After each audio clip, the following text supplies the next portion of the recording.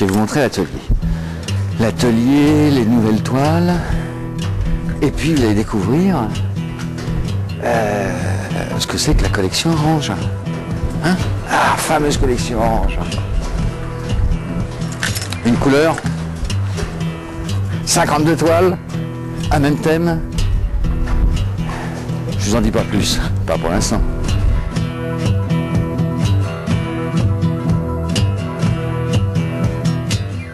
Bon, ben voilà, là ce que je voulais, c'était vous présenter le dernier travail que j'ai pu faire, qui est ma collection 2006.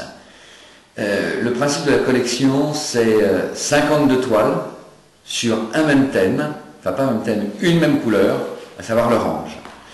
Et cette collection de toiles, ces 52 toiles, correspondent à un travail sur la mémoire.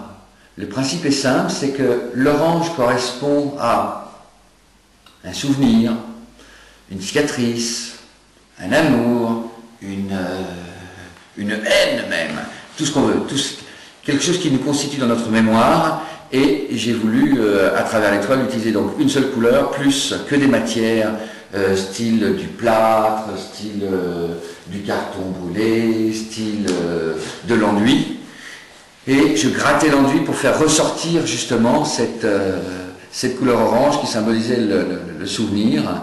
Et dans chaque toile, l'idée est de se dire, voilà, on est tous fabriqués à partir de cette mémoire ou de ces souvenirs pour pouvoir être présentables. Et très globalement, c'est ce que j'ai voulu faire dans ces toiles.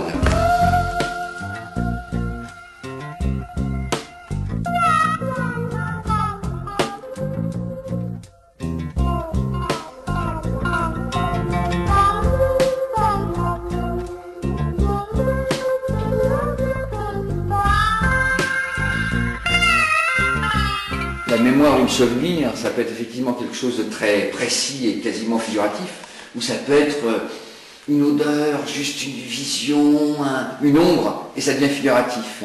Et comme ça travaille sur la matière, on n'a plus cette notion de questionnement figuratif ou abstraction, c'est simplement le souvenir de cette matière qu'on retrouve dans les toiles. C'est ce qui me plaisait bien d'ailleurs. À chaque fois, il y a du blanc, parce que c'est cette notion de toile vierge qui existe, sur laquelle on peut continuer à écrire, cette espèce de virginité comme ça qui est le reste de l'enfance qui reste dans la tête. C'est pour ça que dans toutes les toiles, il y a toujours une respiration importante, il y a toujours de la toile qui n'est pas recouverte. Et quand on rentre, comme ça, on voit plein d'autres choses qui ressortent petit à petit.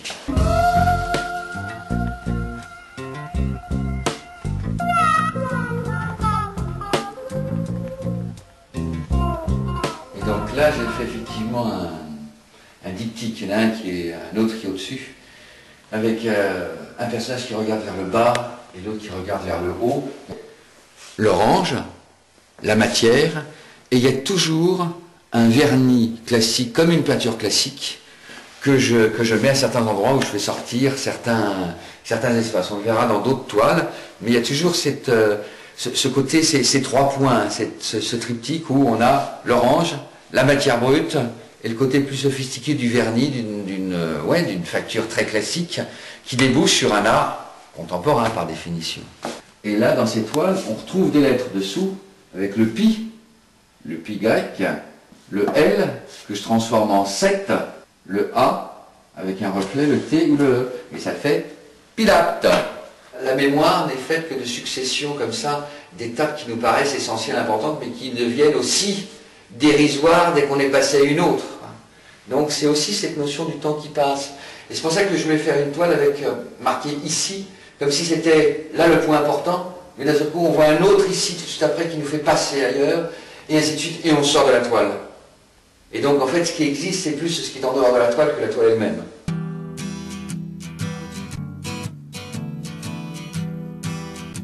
Voilà, c'est des grands formats, ça, c'est 120 figures. Il y a deux tableaux de colonnes.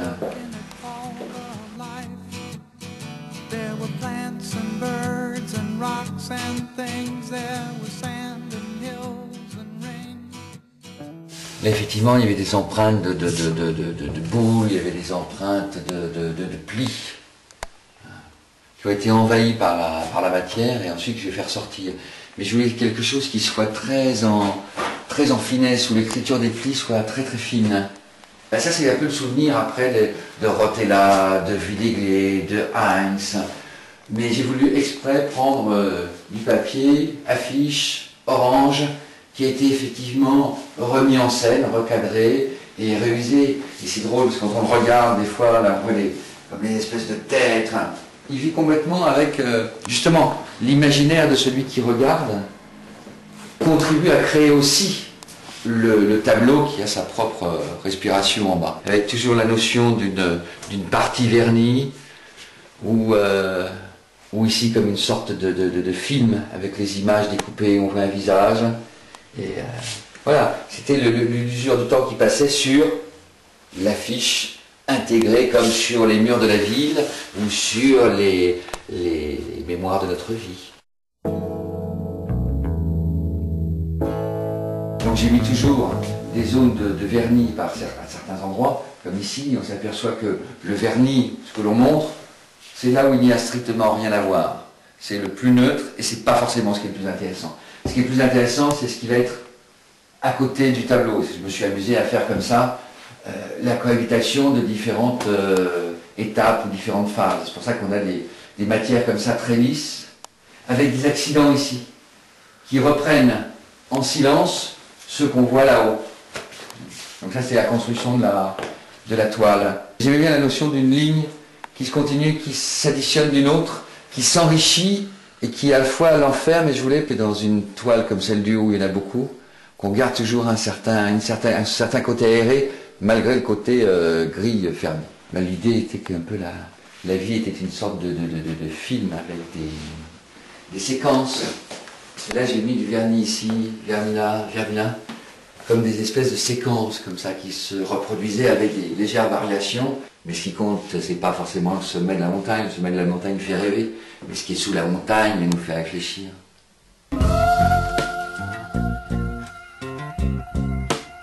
Qu'est-ce qu'on montre effectivement dans l'amour? On montre un côté comme ça, carré, parfait. Un carré parfait, propre, bien lisse. Et en fait, le tableau est encore autour de cet aspect que l'on montre, où on voit effectivement cet orange et cette profusion de matière comme ça qui cohabite comme dans une espèce d'orage pictural. Dans l'amour, chacun a sa part d'ombre. C'est le tenant de celui qu'on a vu en bas dans l'atelier, et mais celui-là était plus chargé. C'est une cohabitation entre une matière assez forte ici, assez épaisse, que j'ai cassée, j'ai recollé, et puis là, une matière assez riche qui était toujours cette cohabitation comme ça entre un élément qui se veut polisser et caché, qui laisse toujours le souvenir, et quelque chose qui est beaucoup plus tumultueux, qu'on n'a pas encore caché, mais qui est en fabrication, en création. Et c'est pour ça que j'ai voulu que ce côté comme ça assez tumultueux soit apaisé par des zones de blanc, des zones de réflexion, des zones où on se dit que ça va bien s'arranger. Même mal, ça s'arrange. Ça finit toujours par s'arranger. C'est la trace d'un A, mais comme celui de l'idée du A comme le début d'une toile, comme le début d'une histoire, comme le début d'un souvenir. C'est la notion du début, mais qu'on ne voit pas. Et je voulais, si on s'approche, si on regarde, on voit que c'est un début de A, mais il faut vraiment le savoir. Et j'aimais bien que ça soit cet espace laissé vierge pour un début de quelque chose, quand, au-delà de ça, c'est construit une autre histoire là qu'on voit avec du gris, du blanc, qui ressemble à une sorte comme un visage, un grand poisson, quelque chose d'assez aquatique, ce qui veut dire que même si on s'éloigne et qu'on cherche un apaisement, il y a toujours la notion du souvenir qui perdure, qui est là, qui est toujours présente, aussi vif. Et c'est pour ça que j'ai pas voulu le recouvrir d'ailleurs. En fait, les matières comme ça, très brutes, presque pas retravaillées, juste poncées par endroits avec les traces de la collection orange qui ressortaient, moi ça me convenait. Et c'est vrai que c'est un petit format, c'est 50 par 50, mais je trouve qu'il y a toute une richesse de matière moi, qui me satisfaisait. Et avec cette grande plage comme ça à côté de toile vierge, qui trouvait son équilibre. Le recouvrement des alluvions, de la mémoire, il restait toujours quelque chose qu'on ne peut pas oublier. Et c'est la trace du visage d'une femme qui reste toujours dans le souvenir, c'est la trace d'un regard, c'est la trace d'un visage, c'est la trace d'un sein, la trace d'une partie d'anatomie qui reste inscrite dans une mémoire et qu'on ne peut pas effacer.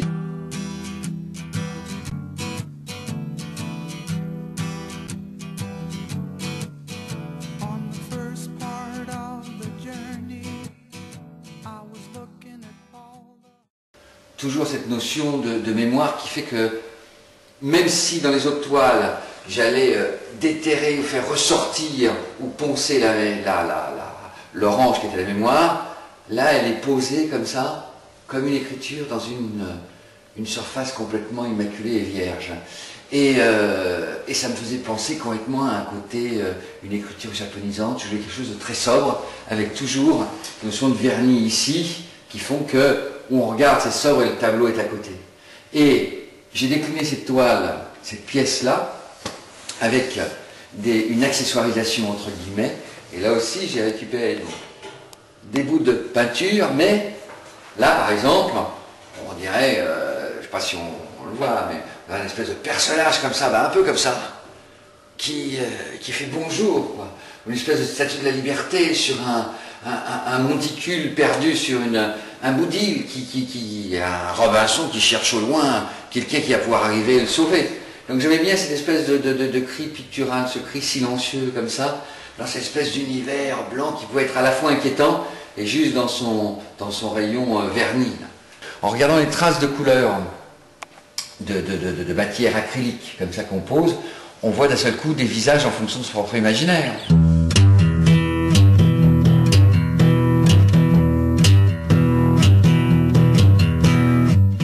Un autre type de colonne, un autre type de chapiteau que celui qu'on avait vu en bas, que j'avais fait en diptyque pour les mettre l'une à côté de l'autre. Et elle est plus fournie que l'autre, mais ce que je voulais, c'était toujours donc garder. Moi j'aimais bien cette notion d'escargot qu'on retrouve comme en bas, qui est comme une source de vie avec des flèches qui ressortent. Et j'ai mis les parties de vernis pour faire toujours la même idée d'un rythme ou d'un film comme celle qu'on a vue en bas.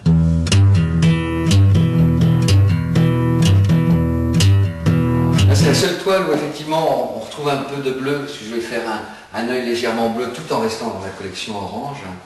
Et je le trouvais sympathique, très émouvant, à la fois adulte, à la fois enfant. Et là j'ai retravaillé toutes ces parties-là avec du vernis pour faire ressortir les zones d'ombre. Donc là effectivement on est dans un tableau 50 par 50 qui est une accessoirisation entre guillemets de celle qu'on avait vue avant, plutôt japonisante. Et ce qui était drôle, c'est vrai que l'impression d'un personnage dans la lune, où quand on regarde sur le côté, on voit une espèce de personnage comme ça qui se tient la main et qui pense à quelqu'un qui pourrait jouer du saxo. Enfin, il y a cette espèce de mélange comme ça entre réalité et rêve que j'aimais bien, une toile assez silencieuse, même si ça évoque un musicien.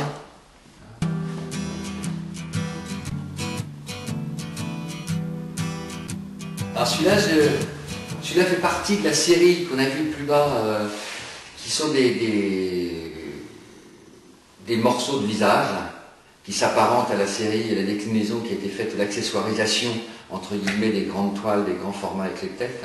Et ça en fait c'est une bouche, le côté orange là comme ça.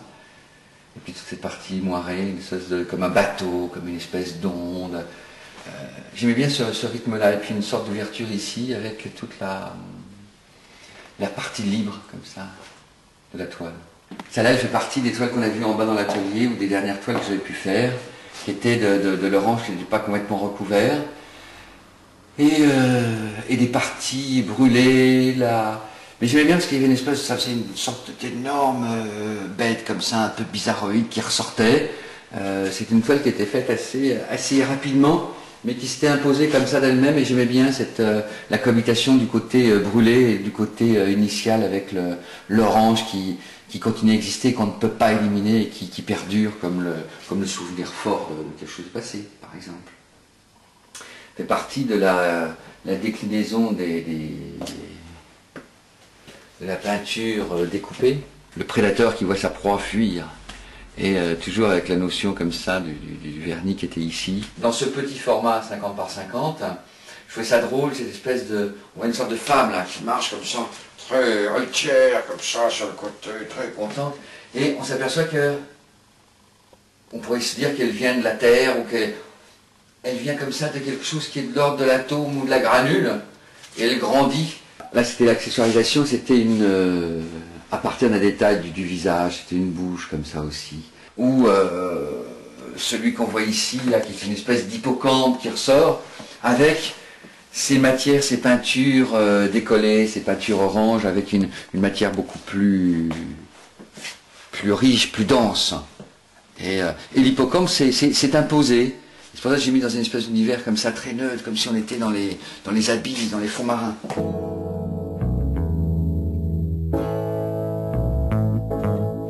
Voilà, et là c'est une des dernières que j'avais faites de la série Orange, où il y avait deux oranges qui cohabitaient. Et ce que je voulais, c'est que ça soit voilà, des matières très différentes et qui évoquent un côté complètement parti, cosmique, astral, tout ce qu'on veut, et qui était une sorte de visage un peu déformé, comme un visage qui est déformé dans une glace qui passe, comme ce qu'on me disait tout à l'heure sur la notion d'oubli. Je trouve ça très beau.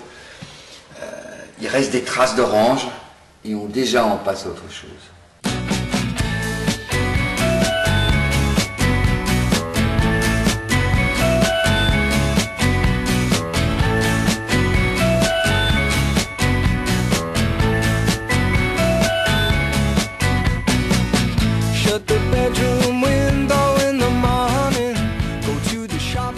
La collection Orange, c'est 52 toiles. Le principe, c'est qu'il y ait des grands et petits formats, que ce soit des toiles pour habiller les murs, qui soient belles et qui soient pleines de signification. C'est un discours sur la peinture qui correspond à d'une certaine façon, à une désacralisation de l'art, d'une certaine façon, reconnaître la différence de chacun. On n'achète pas un tableau pour la vie. Ça veut dire que nos goûts peuvent changer, peuvent évoluer. Donc il y a une notion de collection, il y a une notion de changement. Il faut que les toiles soient quelque chose qui puisse circuler, qu'on puisse les ranger, les ressortir. Voilà pourquoi j'ai conçu ce travail comme une collection. Et maintenant, je chercherai quelqu'un qui soit à même de pouvoir présenter ces collections, une collection par an. Et je pense que la prochaine collection sera sûrement une collection autour du vert, la couleur verte, qui est la notion de... C'est la notion entre l'envahissement du vert et la frontière. Voilà, ça sera le thème, qu'on retrouve d'ailleurs dans certaines avec l'orange que je vais vous faire sur la mémoire. On verra ce que donnera le vert.